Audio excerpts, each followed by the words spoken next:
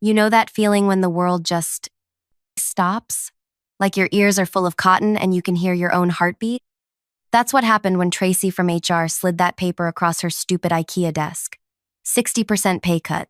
Effective immediately. I just sat there, staring at the number like it might change if I looked at it hard enough. 60 fucking percent. I didn't cry. Not there, anyway. I smiled. Actually smiled. And said, I'll need 24 hours to consider this offer. Like I was some kind of corporate robot. Like I hadn't just been gutted. The crying happened in my car. Heaving. Ugly. Mascara everywhere, sobbing that fogged up my windows. I sat in the parking garage for 45 minutes. Just breaking. Because what do you do when the company you've given 9 years of your life to decides you're worth less than half of what they paid you yesterday? Sorry, I should introduce myself. I'm Eleanor Reeves, Ellie, 36, single mom to an amazing 10-year-old boy named Lucas. And up until that meeting, I was the director of client solutions at Merrickson Technologies. God, this is still hard to talk about, even 3 years later.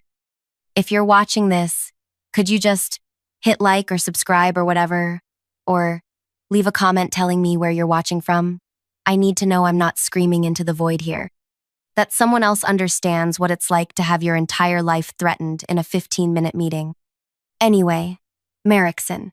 I started there when it was just 20 people in a converted warehouse. The kind of startup where everyone believes they're changing the world, you know?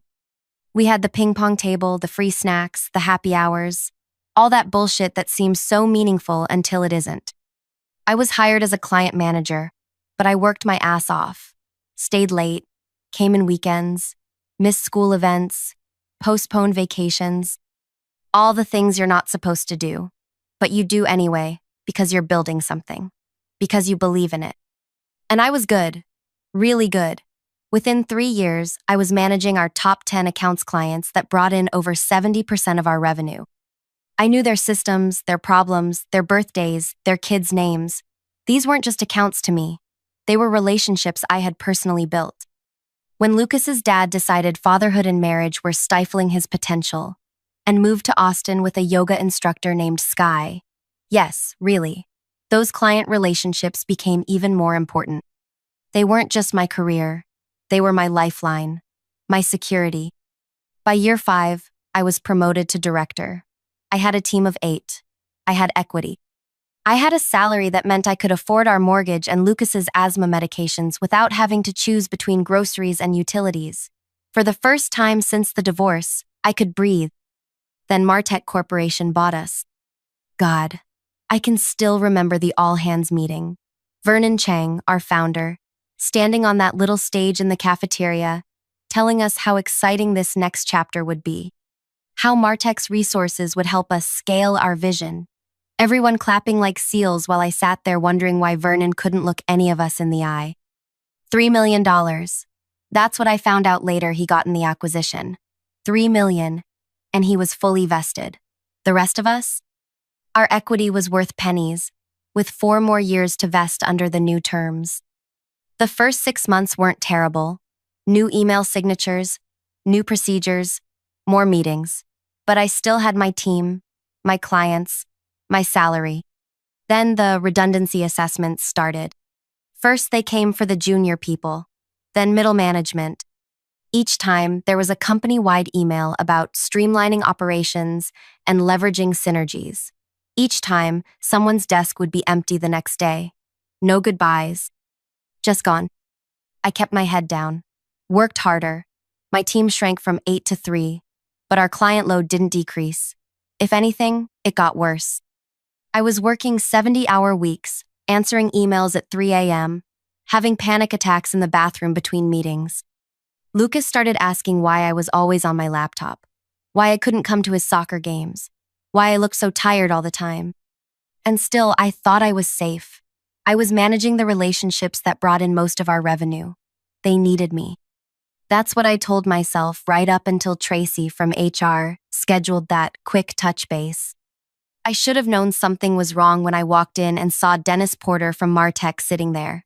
Dennis with his 2 white veneers and his Rolex that he made sure everyone noticed. Dennis, who'd been sent from corporate to optimize the acquisition. Eleanor, he said.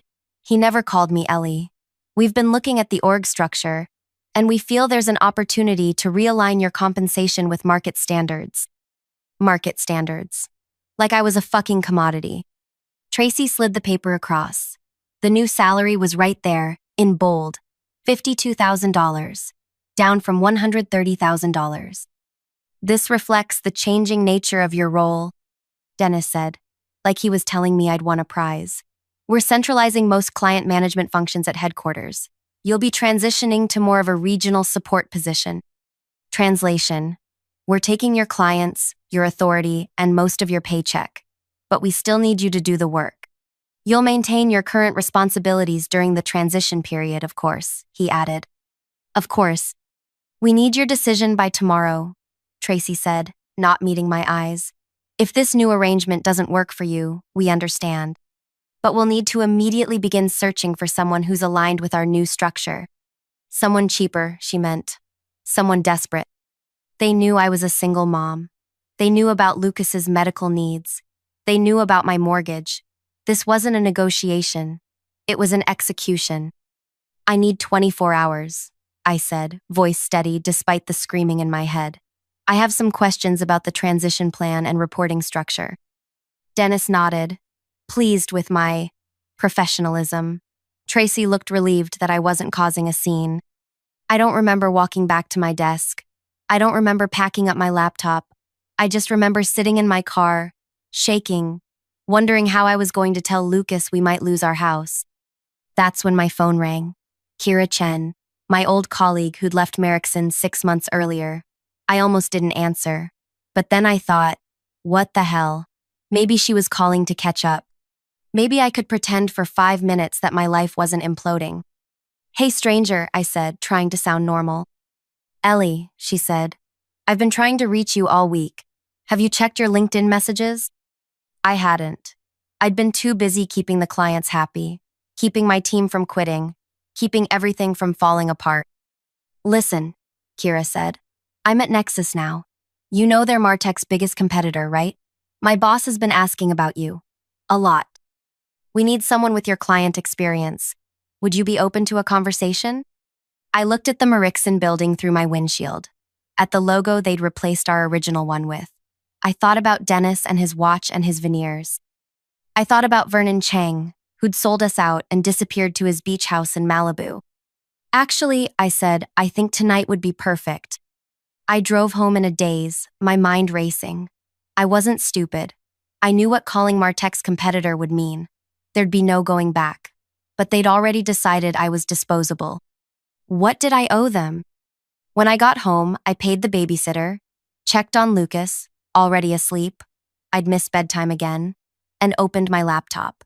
I spent an hour looking through my employment contract. No non-compete clause. Merrickson had been too small, too idealistic when I joined to bother with those. Martech had issued new contracts to later hires, but they hadn't gotten around to us legacy employees yet. Their mistake. At 9:30, I called Kira back. Can you set up a meeting with your boss? Tomorrow morning, before I have to give Merrickson my answer about something. That bad? She asked. Worse, I said. They're cutting my salary by 60% but keeping all my responsibilities. Actually, adding more. Kira was quiet for a moment, then, those fuckers. Yeah. Give me 15 minutes, she said. I'm texting Cameron right now. Cameron Reed, the CEO of Nexus Technologies, Martech's biggest rival and the company that had been trying to get our clients for years. 20 minutes later, my phone rang again. Eleanor? This is Cameron Reed from Nexus. Kira tells me we need to meet first thing tomorrow. His voice was warm, direct, no corporate bullshit. Yes, I said. I think we might be able to help each other. I'm guessing Martech is finally doing their post-acquisition purge? Something like that. How does 7:30 a.m. sound? I can meet you at the Westside Cafe, away from both our offices. Kira says you have a decision to make tomorrow. 7:30 works, I said, surprising myself with how calm I sounded. After we hung up, I sat on my couch for a long time, staring at nothing. Was I really doing this? Was I really considering jumping ship to the competition? But it wasn't a ship anymore, was it? It was a sinking lifeboat, and Martech was throwing people overboard to save themselves. I opened my laptop again and pulled up my client files. Not the official CRM data that belonged to the company, but my personal notes. 9 years of relationship details. Who to call when contracts got stuck in legal.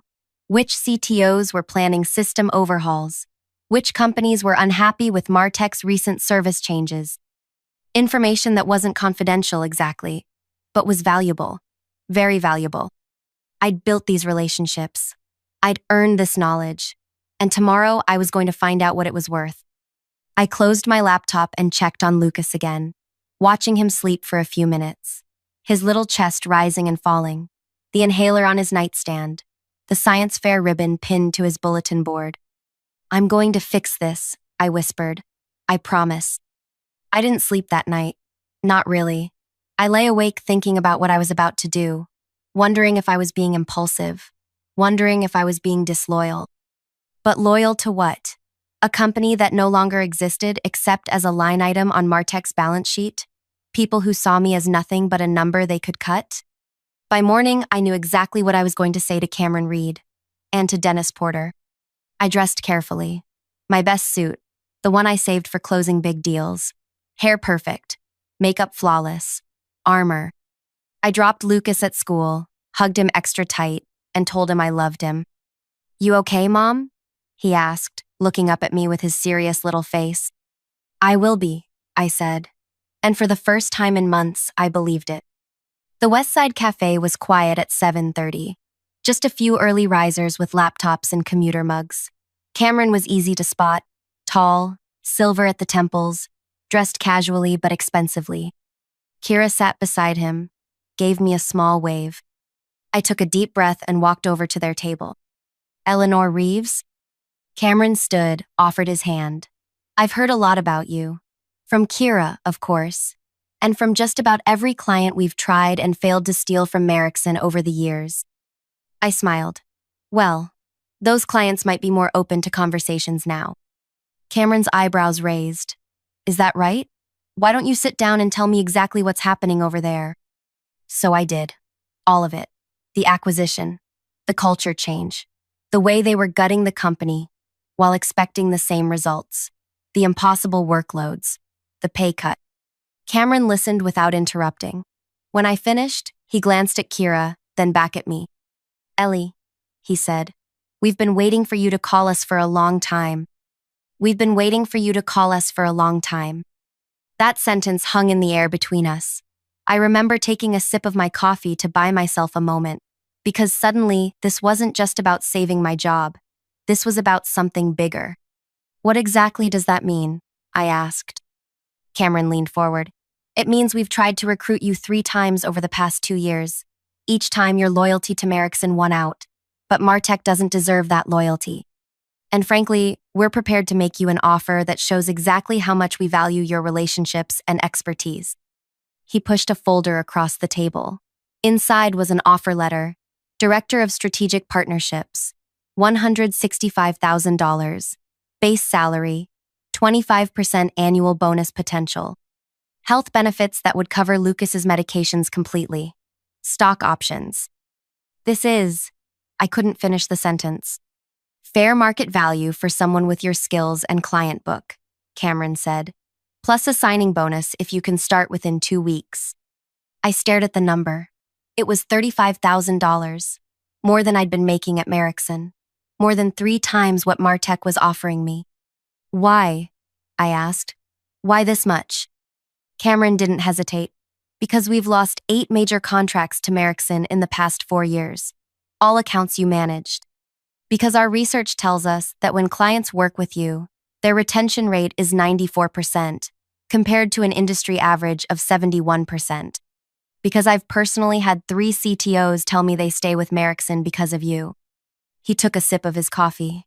"You're not just an account manager, Eleanor. You're a competitive advantage, one that Martech is too stupid to recognize." I felt something shift inside me. A lifetime of being underestimated, of working twice as hard for half the credit, of smiling through meetings where men repeated my ideas louder and got praised for them. And here was someone who actually saw my value. There's one more thing, Kira said quietly. Tell her, Cameron. Cameron nodded.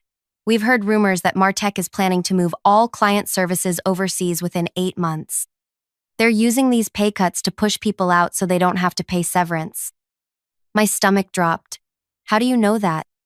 Their new VP of operations came from Teledyne. He did the same thing there 3 years ago. It's his playbook. 8 months. They weren't just cutting my pay. They were eliminating my job entirely. They just wanted me to train my replacement first.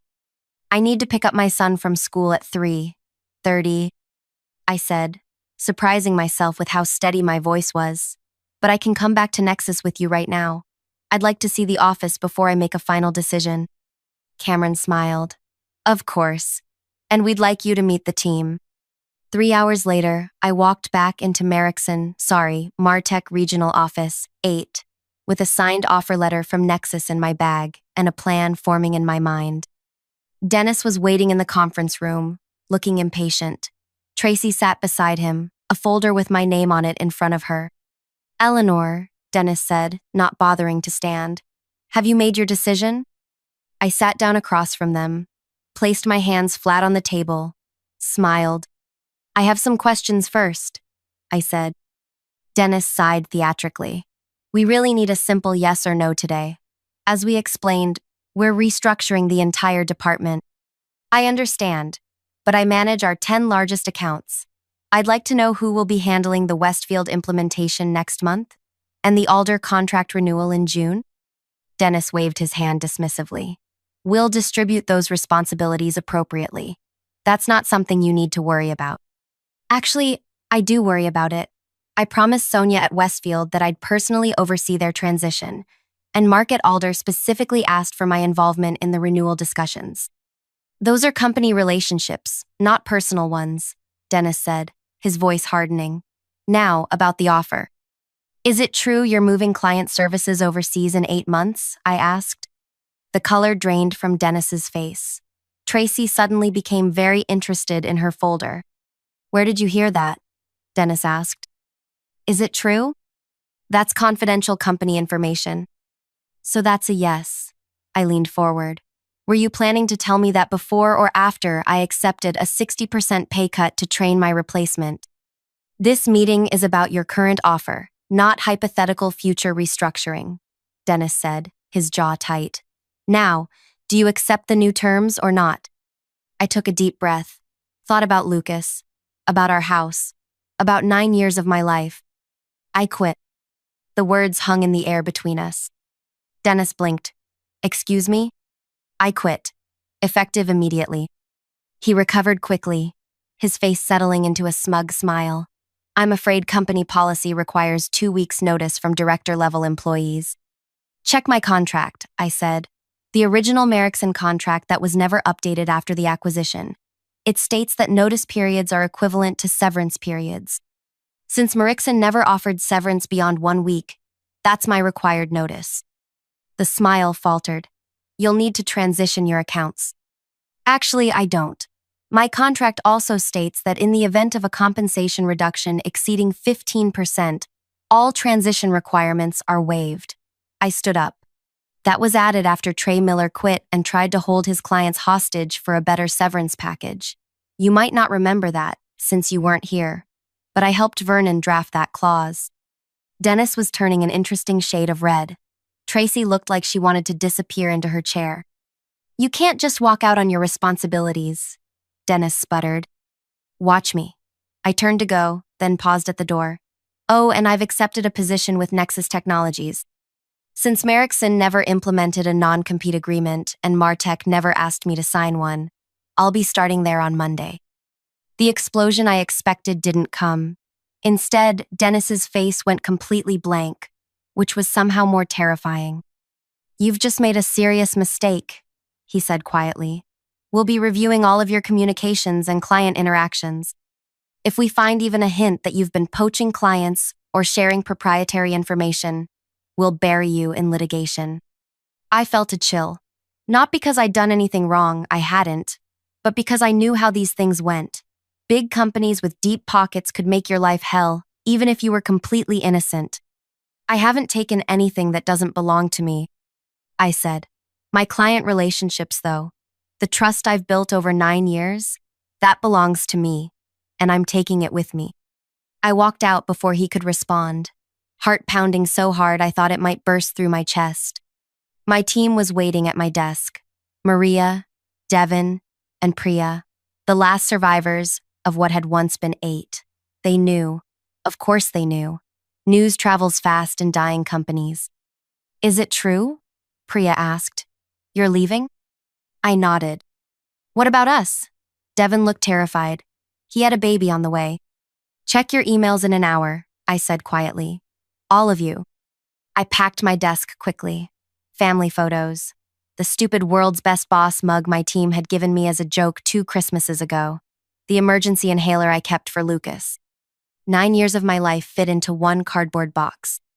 Security escorted me out. Company policy for high-level departures, they said. Like I was suddenly a threat. Like I hadn't given almost a decade of my life to this place. I didn't cry this time. Not in the elevator. Not in the lobby. Not even in my car. Instead, I pulled out my phone and made 3 calls. First, to Cameron. I've quit. They took it about as well as you'd expect. We'll have legal ready, he said. Don't worry.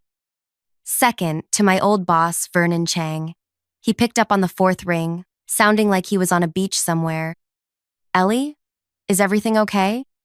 Not really, Vernon. Martech just tried to cut my salary by 60%. I quit and took a job with Nexus. Silence. Then, shit. I'm sorry, Ellie. The acquisition wasn't supposed to go like this. But it did, I said. And now they're threatening to sue me for accepting another job. A job that pays me what I'm actually worth. More silence. What do you need from me? I need you to remind them that you never implemented non-competes at Merrickson because you said, and I quote, if we don't treat people well enough to make them want to stay, we deserve to lose them. Vernon sighed. I'll call Gerald Martech myself. This isn't right. My third call was to Sonia West, CTO at Westfield International, our biggest client. The client whose system implementation was scheduled for next month. Sonia, it's Ellie Reeves. Ellie, I was just about to call you. We need to move up the timeline on the implementation by 2 weeks. The board... Sonia, I interrupted gently. I'm not with Merrickson anymore. As of today. The shock in her voice was audible. What? Where are you going? Nexus Technologies. Cameron Reed's company? Our backup vendor? Yes. There was a long pause. Is this because of the Martech acquisition? We've been worried about that ourselves. Service has been slipping. It is. They're making major changes, including removing me from your account. Another pause. Without telling us? Yes. Who's taking over the implementation? They wouldn't tell me. Bullshit, Sonia said. And that's why I loved her. 20 years in tech had stripped away any corporate niceties. This implementation is critical for us. The board is watching it personally. We specifically requested you in the contract. I know, I'm sorry. Don't be sorry. Send me your new contact info at Nexus. We need to talk. By the time I picked Lucas up from school, I'd received 14 text messages and 23 emails. 6 from my team, forwarding messages from Dennis instructing them to maintain client continuity and prepare transition documents for all my accounts. 1 from Vernon, confirming he'd spoken to Gerald Martech directly, and the rest from clients who'd somehow already heard I was leaving. Mom? Lucas climbed into the car, immediately sensing something was different. Why are you picking me up? It's not Friday. I turned to look at him. This beautiful, serious little boy who deserved so much better than a mother who was always working, always stressed, always one bad month away from financial disaster. I left my job today, I said simply. His eyes widened. The one you're always working at? The one that makes you cry sometimes when you think I'm asleep? My heart broke a little. Of course he'd noticed. Yeah, that one. Good, he said firmly. I didn't like how they treated you. Out of the mouths of babes. I got a new job, I told him. One that pays better and will give me more time with you, and better insurance for your asthma medications. He considered this. Will you be able to come to my science fair next month? Front row, I promised, with embarrassing signs and everything. He grinned. Cool. That night, after Lucas was asleep, my phone rang. A number I didn't recognize. Is this Eleanor Reeves? A man's voice, unfamiliar. Yes. This is Gerald Martek. I understand we have a situation. My blood ran cold. The founder and CEO of Martek Corporation, calling me personally. Mr. Martek, I said, trying to keep my voice steady. Yes, I suppose we do. Vernon Chang called me. He's very upset about how you've been treated. I said nothing. Waited. I've also received calls from Sonia West at Westfield and Mark Chen at Alder Technologies, both expressing concern about your departure and hinting they may need to reevaluate their vendor relationships. Still, I waited. Ms. Reeves, are you actively encouraging our clients to follow you to Nexus?